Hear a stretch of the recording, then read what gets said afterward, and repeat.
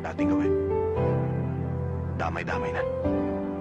Sabay-sabay na tayo pupunta sa impyerno ng mga putang inang yan.